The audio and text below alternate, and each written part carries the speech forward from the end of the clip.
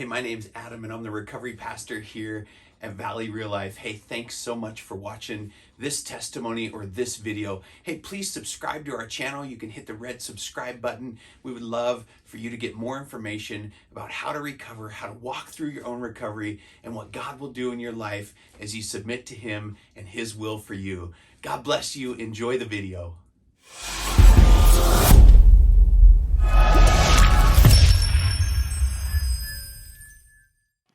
So, as you all know, tonight we've got a very special night. Testimonies are many people's favorites, and it's a great opportunity to just hear a story that reaches in, touches our heart in a unique way.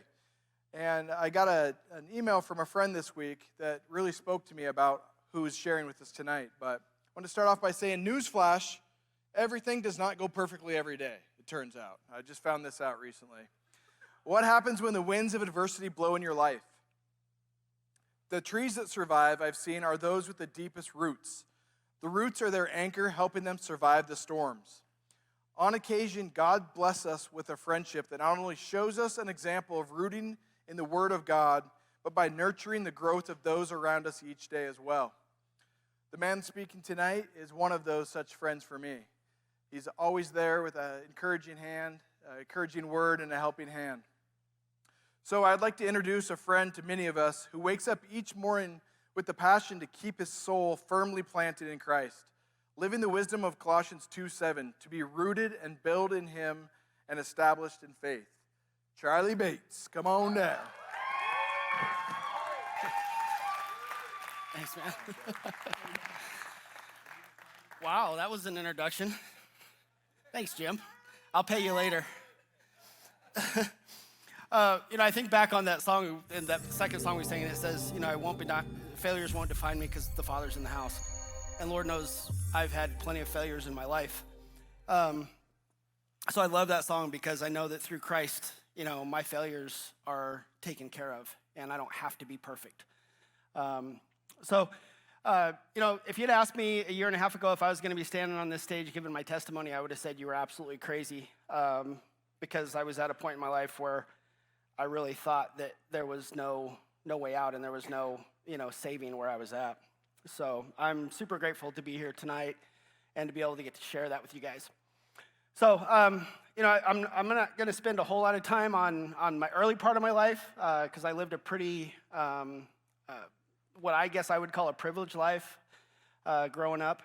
And I kind of want to focus a little bit more on, more of my recovery than anything else. But I'll give you just a quick synopsis of kind of what happened, growing up. I was actually born in Boise, Idaho, so it is my hometown. I've spent less time there than I've spent anywhere else that I've lived, even though we have always called it home. But my dad was a helicopter pilot, and so he flew helicopters for 35 years. And was an instructor pilot for the first part of the Vietnam conflict. And then in 1971, he was hired by Bell Helicopters International out of Fort Worth, Texas. And we were shipped to Iran for my dad to be an instructor pilot with the Iranian military. And so we went there. And so I spent from 1971 to 1979 living in Iran, just south of Tehran, which is where all of the chaos took place in 1979. While I was there, or actually during that time of living over there, we got to travel extensively. And so by the time I was 9 years old, I had made 4 round trips around the world, been to, almost every continent on the planet. Got to see a lot of really crazy places. Examples, I've been to Bangkok, Thailand, to the floating market, and, to India and different places, which are just really a lot of fun and a lot of great education as I was growing up. So it was really an exciting time. I mean, I really did get to live a really full life growing up. But while we were in Iran, one of the things that took place that I think as I've gone through my recovery and I've met with my counselors and a lot of what has happened, some of the tragedy that's gone on in my life, and then just a lot of it has been from head trauma as well. And this started early on in my life. when I was in second grade, towards the end of my second grade year. I was out with our neighbors looking for my brothers. Excuse me. And there was a soccer field that was probably about a half mile away from our house. And in the Middle East, I don't know how many people are familiar with it, but they build a lot of their walls out of mud and straw. And so there was this huge wall around the soccer field. I've been told it was approximately 20 to 25 feet tall. And we were up on top of it walking along. It was, probably 1.5 feet, 2 feet wide. And in one corner of it, there was an old, what was kind of like an abandoned building that had, something that they would have maybe had as like a snack shack type thing or something in it. And it had metal I-beams that ran through the top of it. And so Keith, our neighbor kid that was with me, he jumped down onto the top of it, and he turned around and he goes, "Charlie, watch out, there's a loose spot." Well, about the time he said that, I stepped on the loose spot, and I went head first. And I hit head first on one of the metal I-beams. I took it right in the corner of my left eye, and hit that, and it flipped me backwards, and I took the rest of the blow to the back of my head on the ground. And obviously, I don't recall any of this. I actually still do vividly recall the initial fall. I don't remember anything after that until I woke up in the hospital. But basically what happened is I hit. Keith said the story is that, I went into shock immediately. I jumped up, I was screaming, and I went running full bore right back into the wall, and then hit the ground again and laid there, obviously crying hysterically. Keith carried me about the half mile back to my house, and my mom told the story that, she heard me screaming as Keith was bringing me down what we called the Kuche, which is an alley, and came to the door, took one look at me, turned around and ran. He couldn't even look at me. So it basically looked like somebody had taken a golf ball, pulled my eyelid open, shoved a golf ball under it, and then pulled it back down, and then painted it all black and blue and bloody. And so anyway, now, mind you, we're in a third world country. There's not really modern medicine, so to speak, there. So we went to the American clinic that we had for Bell helicopters there. And I was in the clinic screaming, "I want my daddy, I want my daddy." And of course, my dad is holding me. And my mom just thought, this is it. She thought I was gone. So to make a really long story short out of that, came back to the States, did lots of tests, brain scans, suffered a very, very severe concussion. Basically lost my skill to read and write. I didn't know my ABCs. I didn't know my alphabet. I didn't know my numbers. So I went through an extra year of school to kind of catch myself back up to where I was in that process and get back on track. So with that said, I'll kind of bring all this into one. Throughout my life, I ended up suffering 4 really, really good concussions that I'm aware of. And so some of them came through sports. The last one came through a mountain biking accident that I had in Seattle with my oldest daughter. And so a lot of extra brain trauma that has really, taken place in there. So when we came back from the States, we came back out in 1979, which is when, I don't know how many people are familiar with the revolution and when the Shah of Iran was overthrown by Khomeini. But we came out in 1979 when all that was happening. Bell chartered in evacuation charters and planes, and they took us out to an abandoned airfield in the middle of the desert, put us on airplanes, and shipped us out of the country. Well, children and moms went first, and we came out 6 weeks before my dad did. My dad ended up coming out 2 weeks before they took the hostages. So we were there kind of right in the thick of it, right in the very end. And so we came back to the States, and that was really when my parents got us involved into church, and that's really when I came to know Christ. We started going to a church called Central Assembly Christian Life Center, which was in Boise. At the time, it was the biggest church in the Boise Valley. And that was where I got baptized and got really involved in church and got to know Christ. And I ended up going to the Christian school that they had there. It was called Maranatha Christian School. And so I spent up until my 9th grade year attending Maranatha Christian and was super, super involved in church. So I've been involved most of my life. And then as, we spent a few more years in Boise, and then with my dad's job opportunity in that, we ended up moving to Germany. And I ended up graduating from high school in West Germany, and it was just, I just, again, had a great time over there. I got really involved with Club Beyond, which was part of the Youth for Christ group, and I was part of their leadership team, part of their, I actually ended up doing an internship program with the chapel my senior year with the gentleman who became my mentor. His name is Gary McCusker, just an incredible man, and just really had dove in and really was really loving God, and really had just, it's hard to say, but it was just things were really good in my life. So when I came back from Germany, I ended up enrolling at Boise State University and was going to go to college, and started that and got into construction. And it was, I just found something that I was really, really interested in. I was making good money with it. And by the time I was 21, I ended up starting my very first construction company. And things kicked off just really well. And Boise was absolutely booming at the time, and my business was flourishing. Things were going great. And then, I finally got to the point where I was about 28 years old, and I decided I'd been dating a gal. And I thought, it's finally time to settle down and get married and start a family. I thought I was ready for it at this point. Financially, I felt like I was ready. And so a gal that I'd been dating for about 3 years, we ended up getting married, and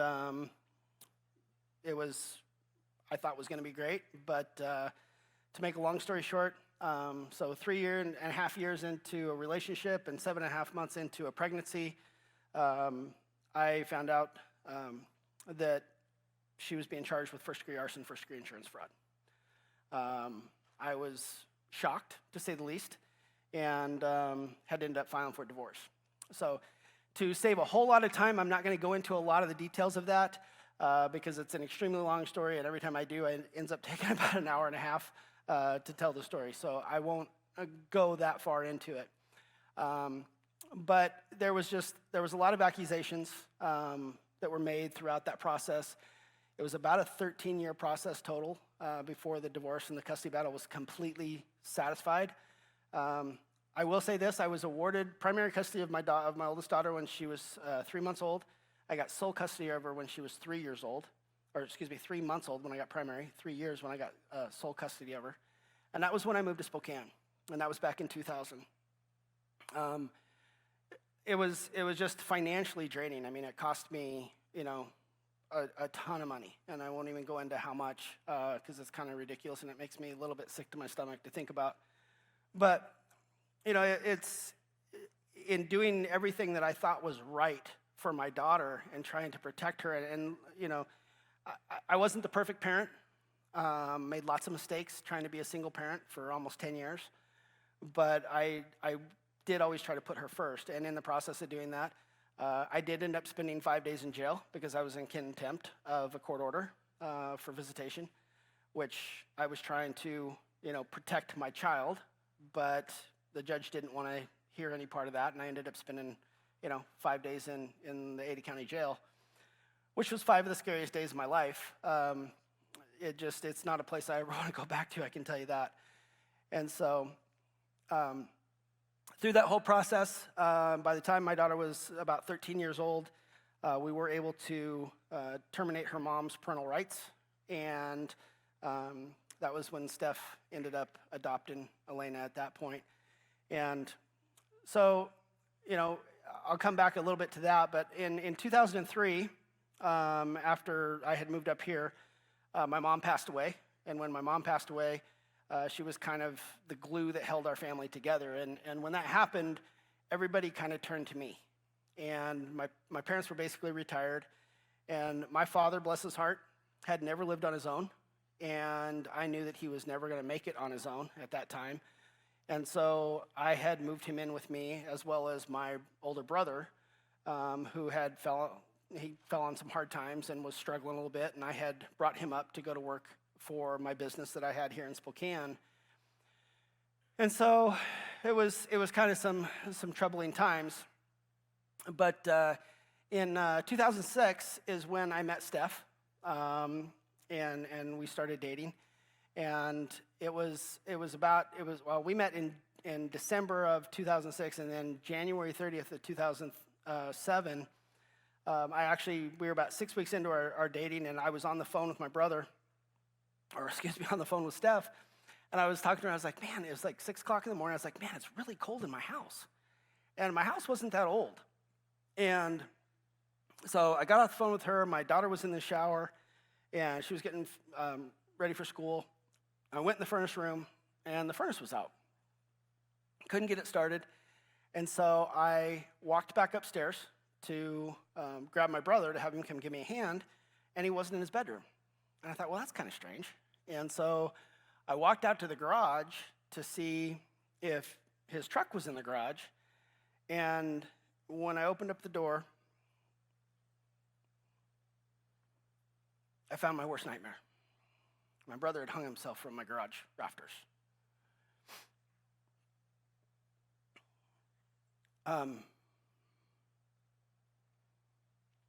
He was my brother, but more than that, he was my best friend. And it was something that was just, I can't even describe what it did to me at the time. But in my sense of being able to, just keep processing and keep moving forward, I had my dad to worry about, I had my daughter to worry about, I had a business that I was running. I didn't really have time to process it and really know what the effects of it was going to be long term. And so it just kept getting shoved aside and getting pushed to the back and pushed to the back. Well, time went by, and things we went through 2008, 2009, the economic downturn. My business struggled really bad, and it was a small business, it was a seasonal business for the most part. And so going through all of this and kind of struggling through that, it was about 2014 that I started drinking a little more than just normal. And I would, I kind of found myself getting to the point where, Steph and I would have a glass of wine and stuff with dinner, that kind of thing. And I found myself getting to the point where, I would drink 2 or 3 glasses of wine because, it just made me relax and it made me feel good. Well, 2015 was probably when it really hit me the hardest, when I realized it, because in 2015, my oldest daughter, bless her heart, she was a soccer player. She ended up getting a scholarship to go play soccer at Spokane Washington University, and she got there, and she decided that she didn't want to play. Long story short, she didn't feel like she connected with the team. She didn't like it. She had a very, very strong faith in God, and this was very much kind of a party group, and she didn't fit in, didn't want to be there, so she called, and she told us, she's like, she purposely didn't make the physical tryouts so that she wouldn't make the team, and basically said she didn't want to play anymore and wanted to come home. And for me, this was something that I couldn't fathom. I mean, it was like, she did running start, so it was like, she only had to do 2 years. And I was like, no, you can gut out 2 years, you're getting some help to pay for college. But it wasn't what she wanted, and she did come home. And the night she came home, I'll never forget, we sat in our front room, and I had been drinking quite a bit, and I got pretty nasty with her. And it was that night that I pretty much ruined the relationship with my daughter. Someone who I love dearly. I gave everything I had to take care of her and to fight for her and to do what was right. But I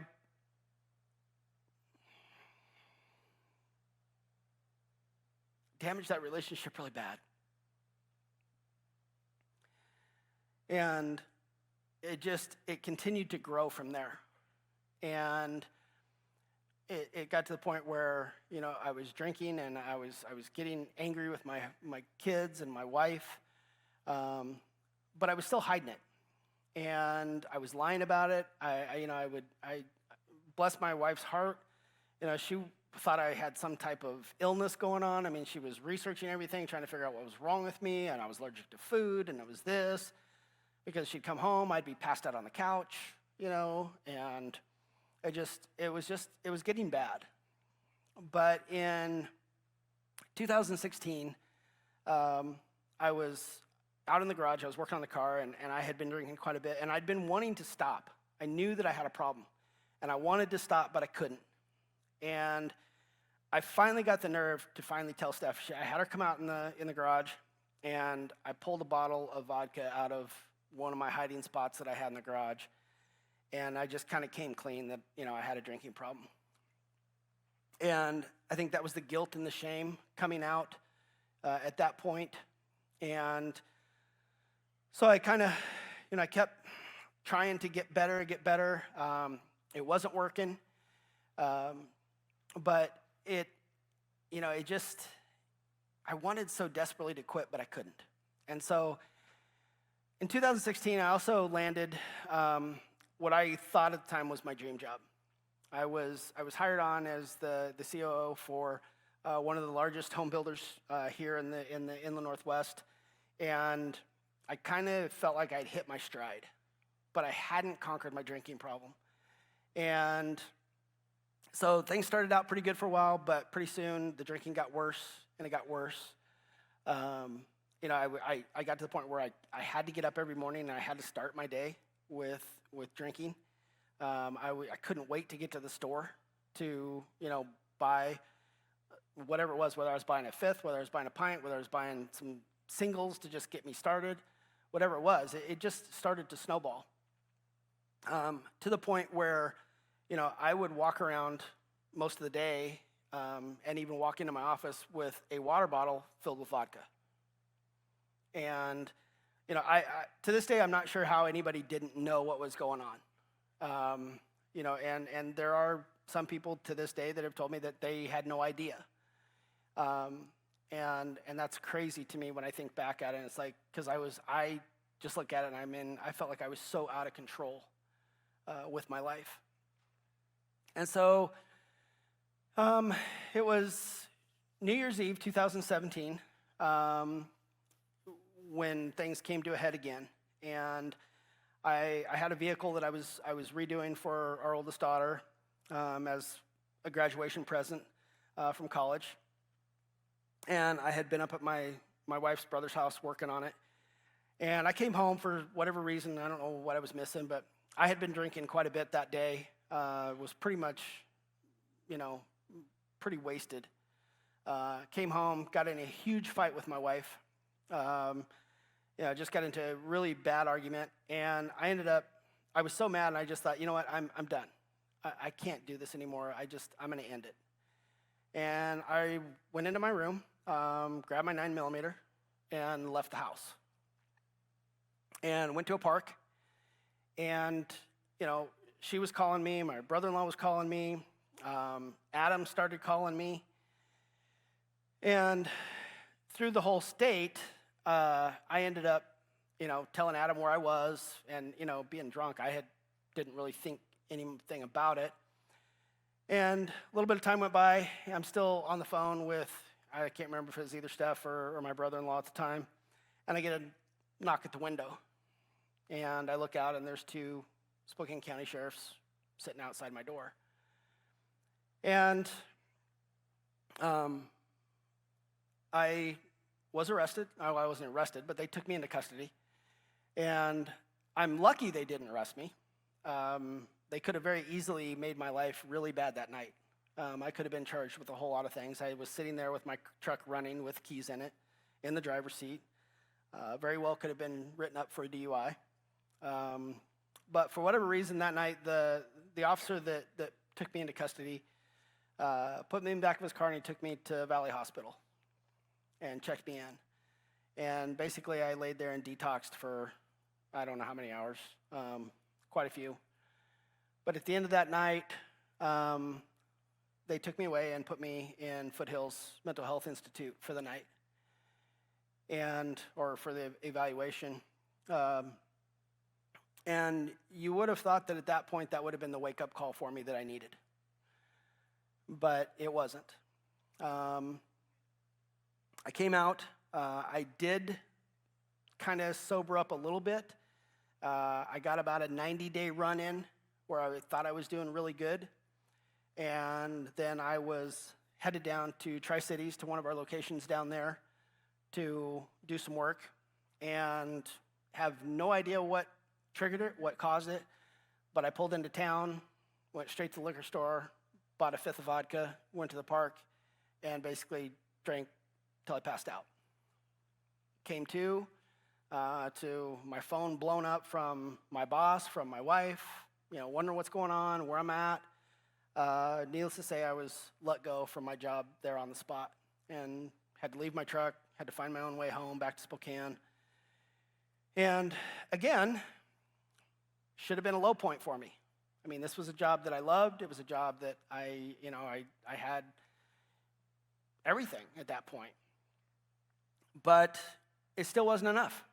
And I got another job with another large home builder.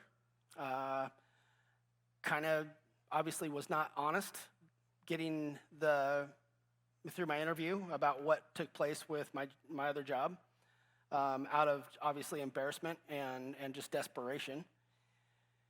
And so went back to work in the same field, building houses, and things went along, and I was able to keep trying to get through, and I was still continuing to drink all day long. By this point, I'm drinking well over a fifth a day, sometimes a fifth and a half, of just straight vodka every day. And to the point where I would get up in the middle of the night, I would sneak out of our bedroom, go out in the garage, and go to my stash, take 4 or 5 big, huge guzzles because I had to get rid of the shakes in my body because my body was just shaking so bad, from not having enough of it in my system. And throughout this, I'm just, I'm constantly fighting in my head, right? Every time I'd go to the store to get it, I'd be cussing myself out. I'd be telling myself what a loser I was, being angry, that I couldn't stop, but yet I would go straight there, buy it, and, go drink away. And it was finally one day up at one of the developments that I was working, I had a blowout with one of the vice presidents of the company out in the middle of the street. And I just, I thought to myself, I was like, I'm just done. I was like, I can't do this on my own. And I'd been coming to Celebrate Recovery, for this period of time. I started Celebrate Recovery about 3.5 years ago, maybe a little longer now with time that's gone by. But, and Adam was a huge part of that, and, was there to support me and to help me through and walk me through things. But I just didn't have it in me to let go. I personally alone could not do it.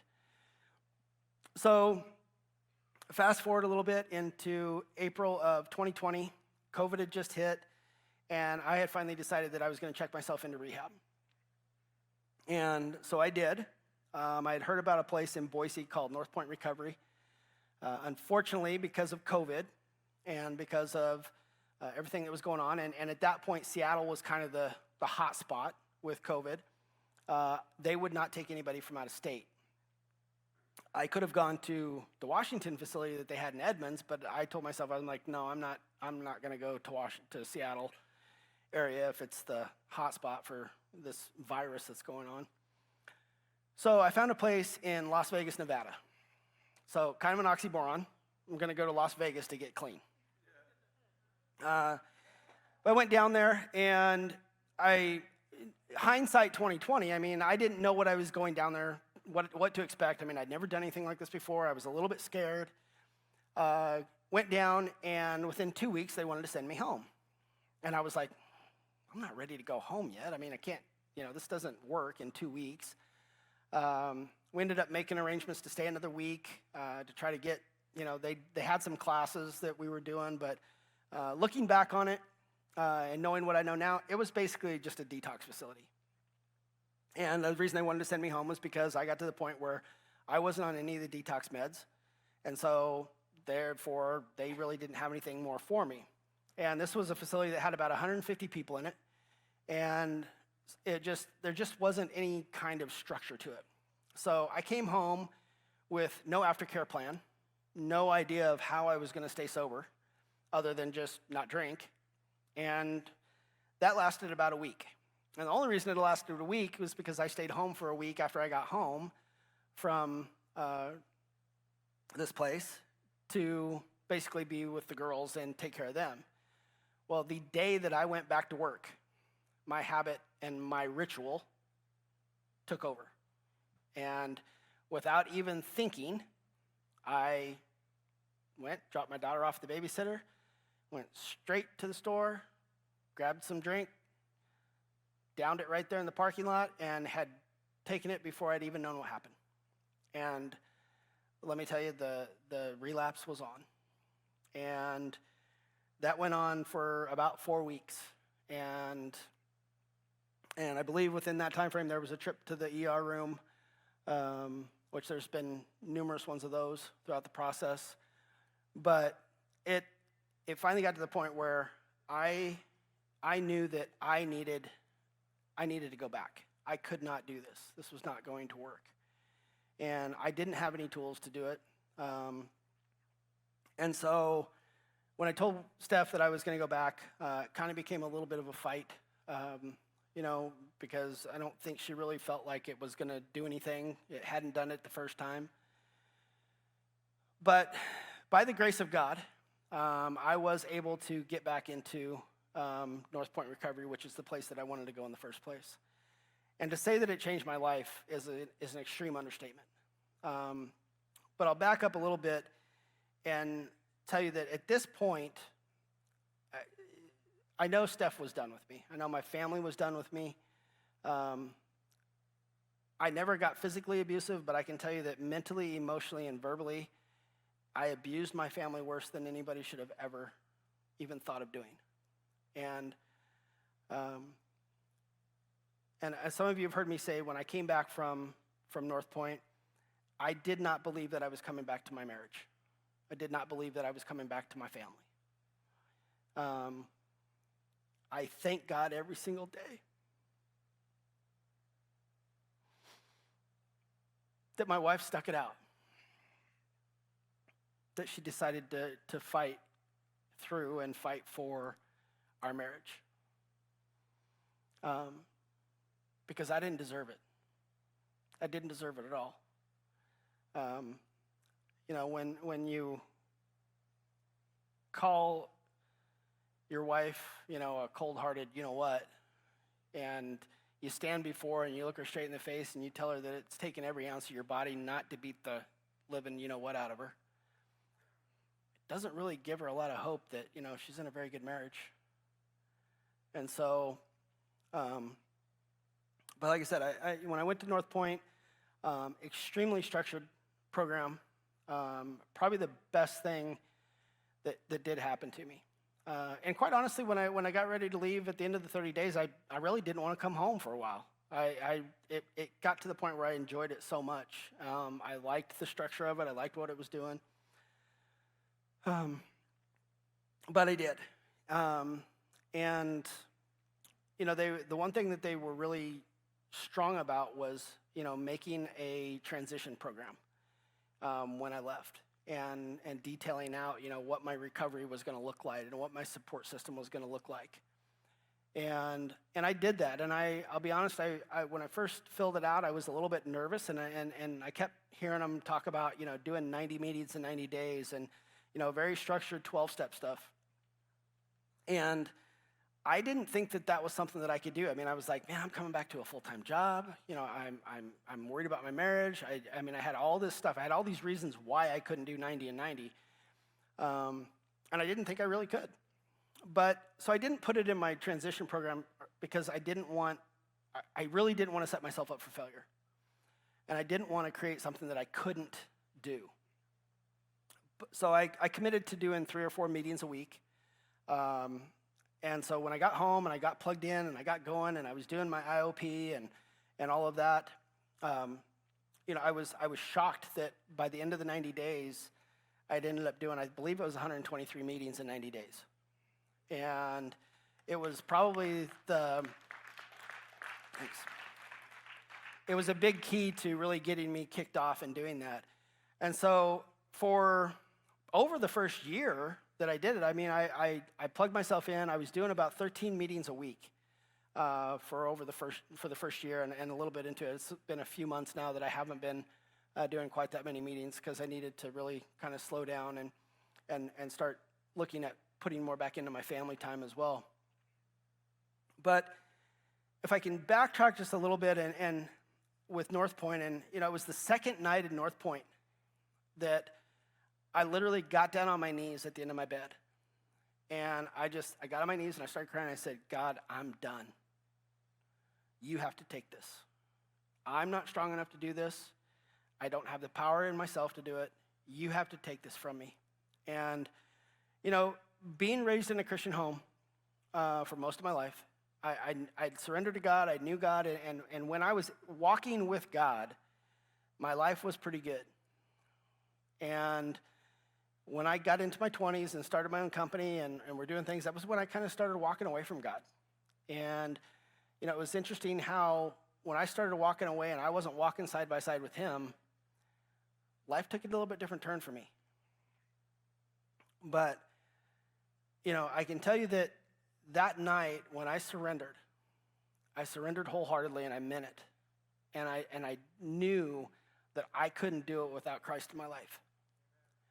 And I can thankfully say, and I know some people, they find it hard to believe that, you can surrender something and God can just take it away like that. But I can honestly tell you that from that night that I surrendered, I have not had a desire to drink one bit. I haven't had a trigger. I haven't had a craving. I mean, the thought of alcohol turns my stomach. God literally removed it out of my life. And thank you. So, I came home, got into the program, and then, started working on the other stuff that I needed to work on, which was my marriage. And I can thankfully tell you that my marriage today is stronger than it's been probably in the 15 years that we've been together. I've been able to rebuild the relationship with my beautiful daughters that are sitting here tonight. My oldest daughter, I can tell you that she and her husband were here when I got my 9-month coin. And when I walked back to sit down, she grabbed me, hugged me around the neck, and she goes, Dad, I'm so proud of you. And, that meant the world to me because that relationship's been restored. I mean, God has really restored everything to me that I had lost and that I had broken up. And so, my encouragement is to everybody is you guys have heard a little bit of this in my kind of short testimony. They say, I always tell people, don't be remembered for what you did, be remembered for what you did about it. So, all right. With that, we'll get the worship team back up here. I'll close this out in a quick prayer. And Father God, I thank you for tonight, Lord, and I just thank you for this time to be able to share. And Lord, I just ask that, that your word spoke through me. And just be with us as we finish up the night. Just allow us to praise and worship you. And just continue to move forward with this in all that we do, Lord. We just thank you and we praise you in Jesus' name. Amen.